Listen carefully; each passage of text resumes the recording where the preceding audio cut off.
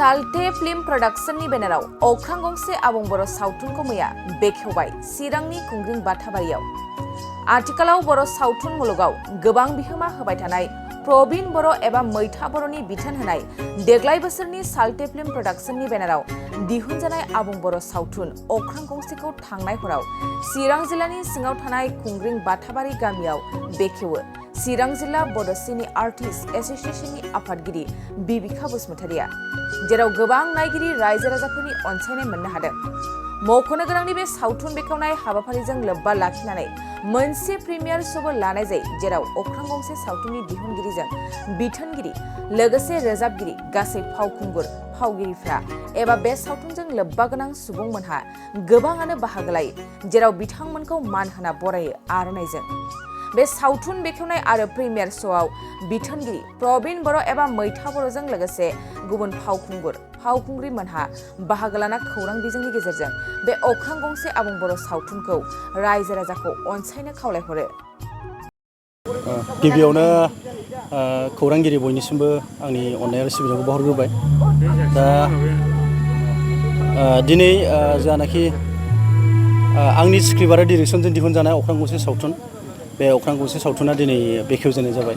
बेवहाय जोङो चिरां डिस्ट्रिक्टनि सिङाव थानाय खुंग्रिं बाथाबारियाव बेखेवनाय जादों। गोबां रायजो राजाफोर दङ आरो चिरां डिस्ट्रिक्ट बिसानिफ्रायबो दैदेनगिरि बिथांमोना फैदों आरो आर्टिस्टफोर नोंथांमोननो नांगौबा बे सावथुनखौ देखायनोब्ला नोंथांमोना कन्टेक्टबो खालामनो हागोन, बेखौ आं खावलायबाय आरोखि। रायजो राजाफोरखौ आरो मा खावलायबावगोन? रायजो राजाफोरखौ आङो बेखौनो खावलायगोन जे नोंथांमोना जोंनि बर' सावथुनखौ अनसाय, नोंथांमोनखौ आं जेब्लाबो खावलायगोन। नोंथांमोन अनसायोब्लासो जोङो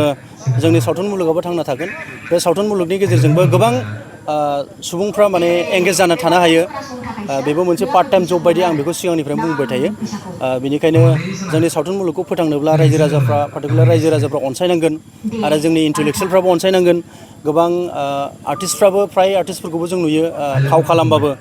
गावबा गावनि माने मुभिफोरखौल' नायो, गुबुन मुभिफोरखौ नायनो नागिरा। नाथाय जों नायनांगौ, इन्टेलेक्सुयेलफ्राबो नायनांगौ। पार्टिकुलारलि आङो नैबे अख्रां गंसे सावथुनखौ आङो सबखौबो नायजानो लुबैगोन, मानोना बेवहाय माखासे मटिभेसनेल इडुकेसनेल माने मेसेज दङ जे जोंनि जायफोर माने गैजा रोङैनि फिसाफोर दिनै बिथांमोना माबायदि गिदिर लेखा फरायनायनि सिमां नुयो आरो बिथांमोननि सिमाङा बोरै जाफुंगोन, बे मेसेजखौ लानानै आं बे सावथुनखौ लिरनाय जादों। बेनिखायनो आं बयखौबो खावलायनाय जादों जाहाथे नोंथांमोना बयबो बे सावथुनखौ नायो। नोंथांनि नैबे फिल्मनि माखासे टिम मेम्बारफोरखौ मा धन्यबाद होनो सानो? बेखौनो आं बुंगोन जे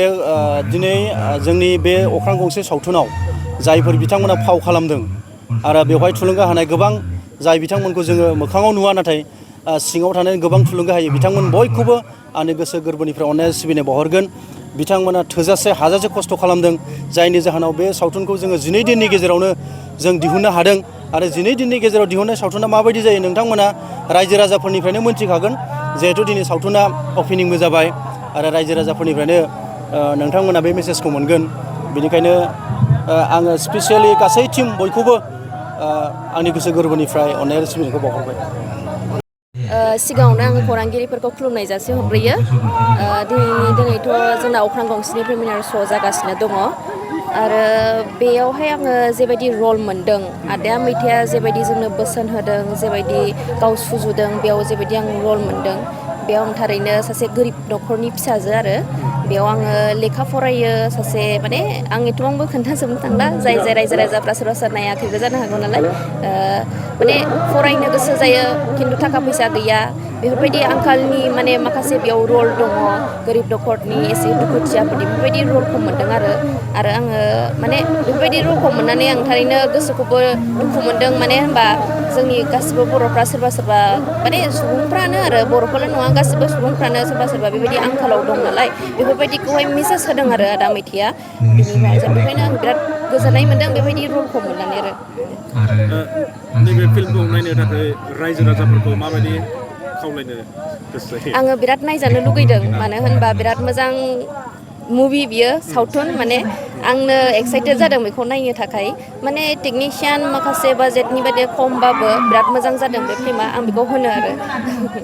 एक्सपिरियेन्सआथ' बिराद मोजां। बे आंनि first movie first debut movie ओमफ्राय बिराद भेरियास माबा एक्सपिरियेन्स खालामनो मोनबाय आं आदा मैथाया बिराद मोजां गाइड खालामलांबाय ओमफ्राय बिराद नलेजबो मोनबाय ओमफ्राय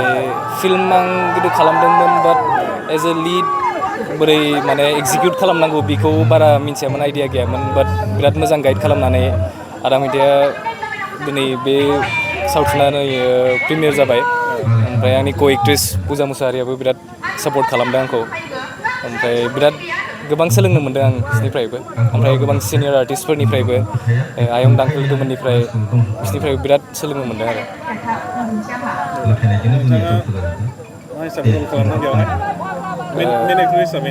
आं मेन लिड एक्टर हिसाबैनो खालामदों ओमफ्राय रलनि बागैथ' आं बारा होनला बारा होनबाथाय स्पयलार होनाय जायो नालाय बयबो मिथिजोबगोन मिथिजोबबाथाय आरो नायनायाव एक्साइटमेन्टआ खम जायो ओंखायनो रायजो राजाफोरखौ मा खावलायगोन नोङो आंथ' बेखौनो खावलायनायगोन जाहाथे बयबो रायजो राजाफोरा फैयो आरो बे सावथुनखौ नायफैयो आरो अनसायफैयो बेखौ ओमफ्राय बयबो आर्टिस्टफोरानो बिराद खस्थ' खालामदों बे सावथुनखौ दिहुननो थाखाय ओमफ्राय बेनो बे सावथुननि गुबै मेसेज बायदिथ' आं बुंनो थाङोब्ला माने सोलोंथाइनि बेलायाव आरो बेयो सोलोंथाइनि बेलायाव जे खायसे मानसिफोरा गेदेर फरायनो गोसो जायो बा डक्टर इन्जिनियार बा बायदिसिना गेदेर फरायनानै गेदेर मानसि जानो गोसो जायो थिग बिदि बेलायाव जोंनि बिखेखকৈ जोंनि बर'नि गेजेराव गोरिबा बांसिन नालाय गोरिबनि थाखायनो फाइनान्सियेलि हेल्प गैयिनि थाखायनो आस'खान्दा जायो बेखौ सुफुंहोनो हायैयाव खायसे मानसिफोरा गाज्रि लामाजोंबो थांनो गोनां जायो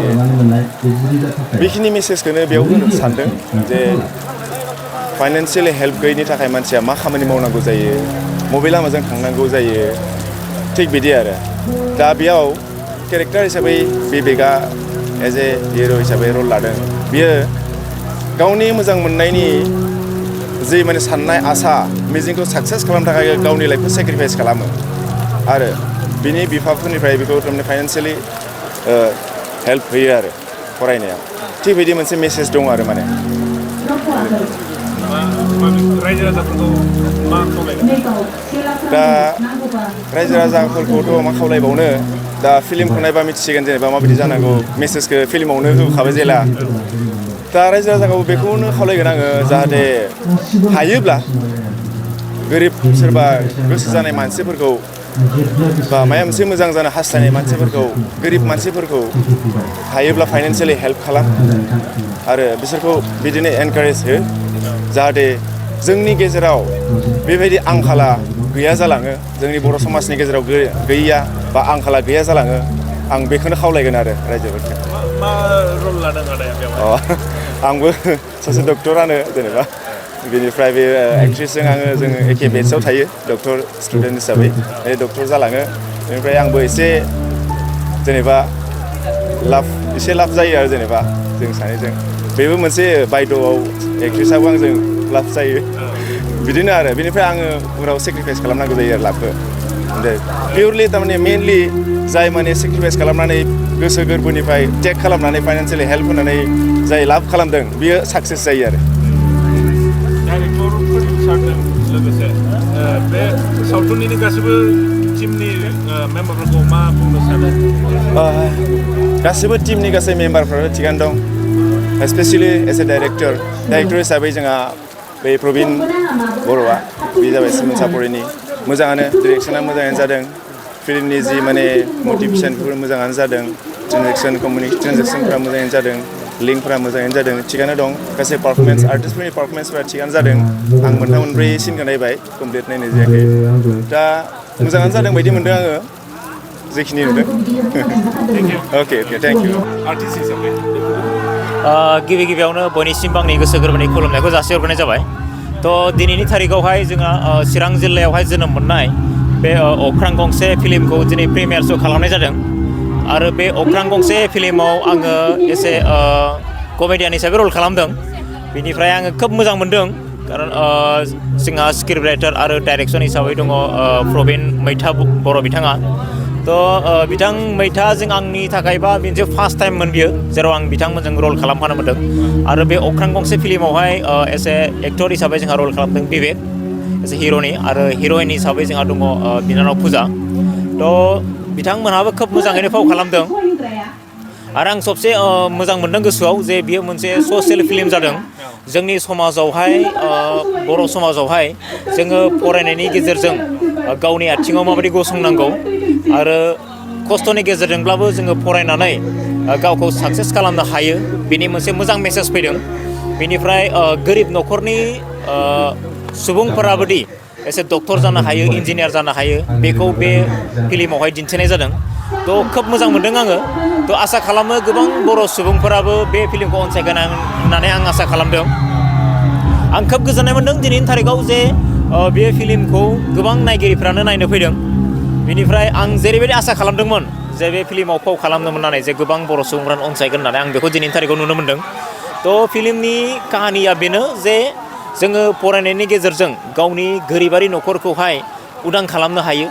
जों गावखौनो गाव मालाबाबो गोरिब होननानै जेननानै थानो नाङा बेखौ आङो बे फिल्मनि मोनसे गिदिरथार मेसेज नुहुरदों थ' आसा खालामो साफ्रोमबो बर'नि न'खराव बे मेसेजआ सहैगोन होननानै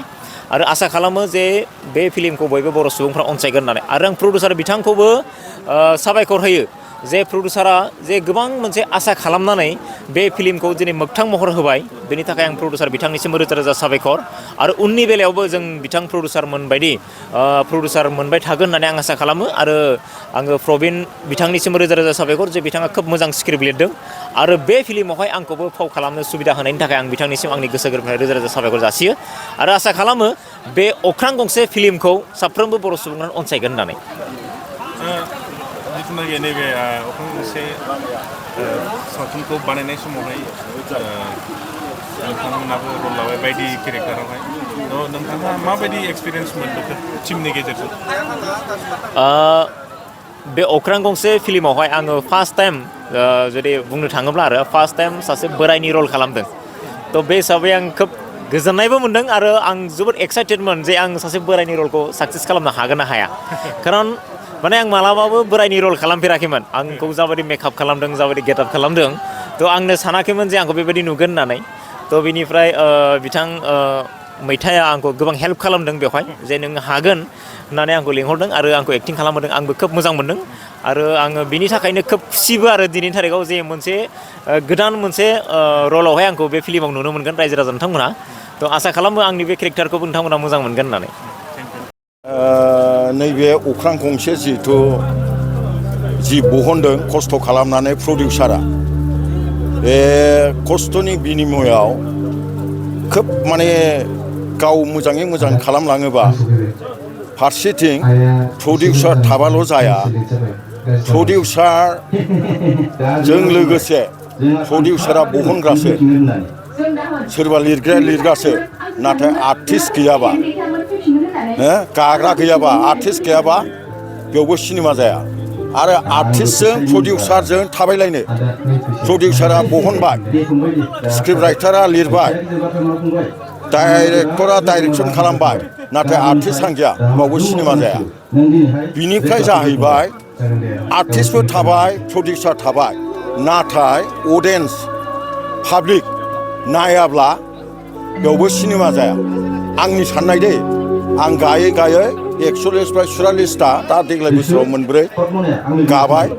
बेसेबांबा बोसोरनिफ्रायनो आंनि माखासे अभिगथाखौ आं बुंदों बिनिखायनो बे बिदा फंबाय साथामा आंनि मथे माने दिहुनग्रा आर्टिस्ट एक्टिं खालामग्रा आरो फारसेथिं नायग्रा गैयाबाबो अडियेन्स गैयाबाबो पाब्लिक गैयाबाबो बै सिनेमाया थैफिनगोन नायग्रायानो गैया नालाय बोरै जानो बिनिफ्राय जाबाय नायग्राया दंमोन नाथाय प्रडिउसारा लिरग्रायानो गैयाबा नायनो नागिरबा मोनाबा गैया प्रडिउसारबो थाबाय बेनिफ्राय नायग्राबो थाबाय बिनिफ्राय दाना एक्टिं खालामग्रा आर्टिस्टफोर गैयाबा बेयावबो सिनेमा जाया बिनिखायनो PAP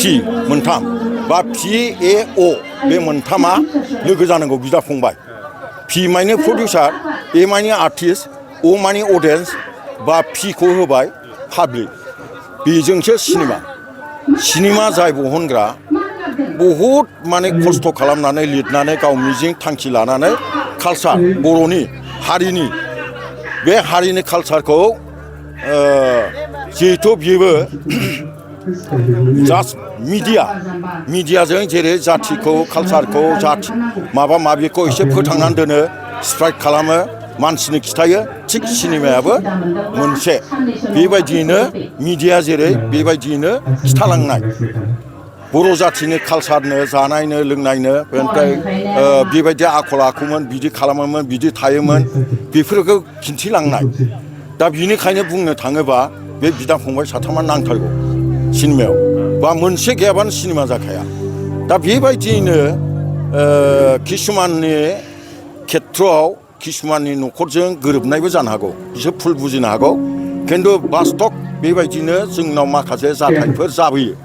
बै जाथायफोरखौबो ओरैमा सानफिननानै बिदि जायोखौसो सासे प्रडिउसारा सासे स्क्रिप्ट राइटारा लिरो बे लिरनानै बेनिफ्राय बेखौ फकास खालामनो सोरनो माबोरै खालामनो बे बेलायावनो बै आर्टिस्टखौ नांगौ जायो दाना आर्टिस्टआ गाबाय देखायबाय गावनि साननाय बायदि जाबाय नायग्रायानो गैलालायनो फिल्मानो गैलालायनो बे सिनेमाया फ्लप जायाबा नायग्रा गैयाबा नायाबा एथ' थाखा फैसा खरस खालामनानै बियो बुरन्जि रेकर्ड माबा मोनसे दोननो नागिरनायखौ जाथिनि एरिनि बेवहाय बियो माने मोनबो थाहैला जिर' जायो दा बिनिखायनो बे मोनथामा नांगौ जायो आंनि अडियन्सखौ मा खालामनो सानो नोङो अडियन्सखौ बेनो आंनि मथेबा प्रडिउसारा बहुद खस्थ' बहनबाय ओमफ्राय आर्टिस्टआबो गाबाय अडियन्सआबो अडियन्सल' नङा अडियन्सनिफ्रायनो नायनानै बुजिनानै बियो सानसे समाव गाव गोसो दंबा आर्टिस्ट जानो हायो गावबो प्रडिउसार जानो हायो बे सहजगिता होनायबो जायो आरो बिसोर नायलायबासो माने थांनानै थाखायो दा बिदिनो गावजों गाव एनागिनि सोरखौबा मानसिखौ मोजां मोना सैया बिनि बहननाय बिनि लिरनायखौलाय मा नायनो बेबायदि होननानै एब्राबलि बे थायोब्ला होनबा सिनेमा बेनिफ्राय जाथिनि कालसार माबा मोनसेया बुरुन्जि बायदि रेकर्ड जेरै आं बुंदों दा मिडियानि दारै माखासे जिनिस बबे खना खनलायाव मा जादों एरिदों जोंनि हारियाव अन्तत बेवहाय अयन' हारि गैया बेखौनो बुंबाय हारियाव मा जाथाय जाबोदों एरिदों बै माखासे सिनेमानि दारैनो बेखौ गोसोखांनानै माखासे स्क्रिप्ट राइटारफ्रा लिरनाय जाखायो प्रडिउसारा बेखौनो बहननाय जाखायो बेखायनो अडियन्सआ बेखौ नायनानै सोलोंनांगौ जायो बुजिनांगौ जायो बेवहाय मोजां गाज्रि थानायाव माने गाज्रिखौ नेवसिनानै बेवहाय पार्ट लाबाय सोरबा एक्टर सोरबा एक्ट्रिसा बा सोरबा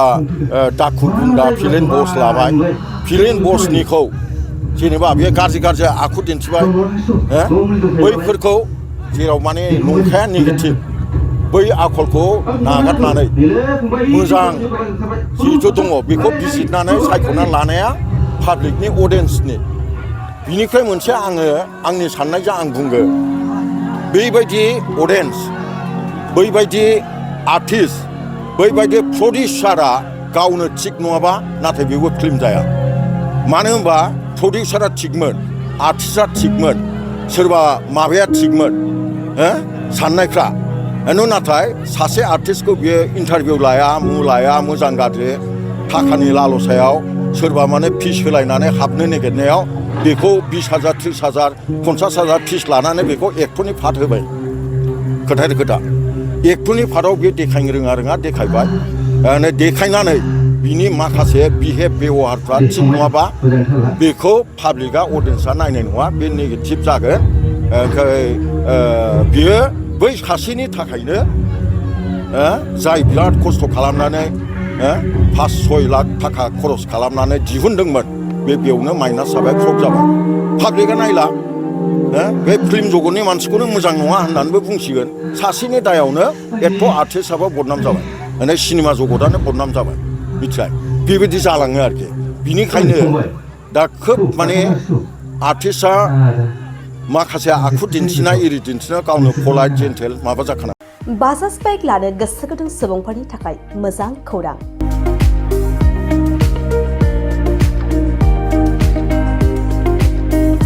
क'क्राझार जिल्लानि सेरफांगुरियाव थानाय पंका एन्टारप्राइज बाजाज श'रुमा इन्डिपेन्डेन्स डेनि स्पेशल अफारखौ लानानै फैदों।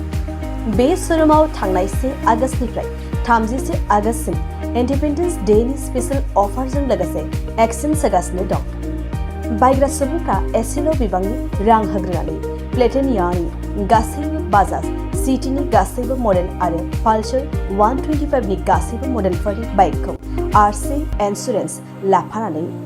10,999 रां बेसेनावनो लवेस्ट डाउन पेमेन्ट होनानै बाइक लानो हागोन। नोंथांमोना सेरफांगुरि आरो सराइबिलाव थानाय पंका एन्टारप्राइज बाजाज श'रुमाव इन्डिपेन्डेन्स डे स्पेशल अफारनि खाबुजों नोंथांनि लुबैनाय बाजाजनि बाइकखौ लांफैनो हागोन।